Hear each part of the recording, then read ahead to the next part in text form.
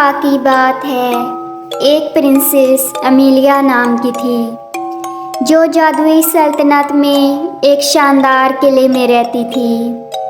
Amelia کے سنہری بال، چمکتی ہوئی نیلی آنکھیں اور ایک بہت ہی پیاری مسکراہٹ تھی۔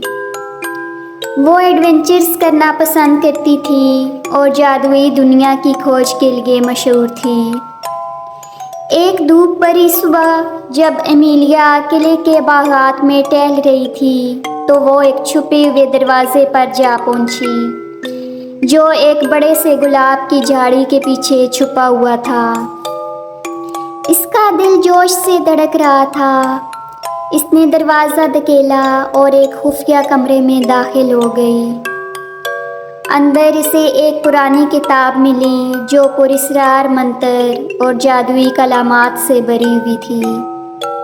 جب امیلیا نے صفحات پلٹے تو اس کی آنکھیں حیرت سے پھیل گئی۔ اچانک کمرے میں ایک شرارتی قہقہ گونج اٹھا۔ "وہاں کون ہے؟" اس نے پکارا، لیکن کوئی جواب نہ آیا۔ سچائی معلوم کرنے کی خواہش کے ساتھ امیلیا نے کتاب سے ایک منتر پڑھنے کا فیصلہ کیا جو قہقہ لگانے والے کا پتہ لگا سکے۔ امیلیا نے احتیاط سے منتر پڑھا اور ایک دھوئیں کے بادل میں ایک بے وقوف نظر آنے والا جادوگر اس کے سامنے آ گیا۔ جادوگر کی ایک گھنی سفید داڑھی تھی اور اس نے ایک ایسی ٹوپی پہنی ہوئی تھی جو اس کے سر کے لیے تھوڑی سی بڑی تھی۔ "پرنسس امیلیا، میں اپنی شرارتوں کے لیے معذرت چاہتا ہوں." پرنسس نے کہا، "کوئی بات نہیں جادوگر، لیکن آپ اس خفیہ کمرے میں کیوں چھپے ہوئے تھے؟" جادوگر نے جواب دیا، "دیکھیں پرنسس، میں ایک جادوگر کا تربیتی مرحلہ گزار رہا ہوں اور میں نے سوچا کہ یہ کمرہ میرے جادو کے منتروں کی مشق کرنے کے لیے بہترین جگہ ہوگا بغیر کسی کے مداخلت کے۔ امیلیا کی آنکھیں جوش سے چمک اٹھی، "یہ بہت زبردست ہے جادوگر، کیا آپ مجھے بھی کچھ جادو سکھا سکتے ہیں؟"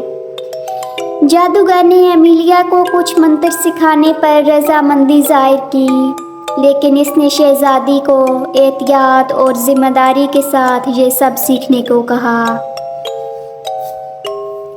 سب سے پہلے اس نے سیکھنے کے دوران ایک کدو کو گاڑی میں تبدیل کرنے کی کوشش کی، لیکن اس کی بجائے اس نے غلطی سے اپنی پالتو بلی کو ایک بڑے کدو میں تبدیل کر دیا۔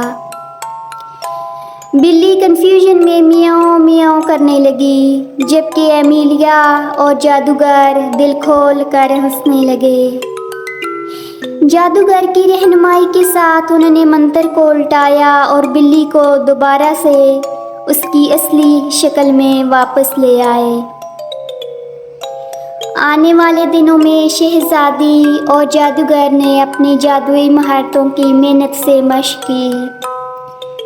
انہوں نے کوسے قزح کے رنگ کی تتلیاں بنائیں، پھولوں کو گانے پر مجبور کیا اور یہاں تک کہ قلعے کی دیواروں کو ایک مزاحیہ رقص کرنے پر مجبور کیا۔ امیلیا کی ہنسی قلعے میں گونج اٹھی جب اس نے جادو کے ذریعے خوشی پھیلانا سیکھ لیا۔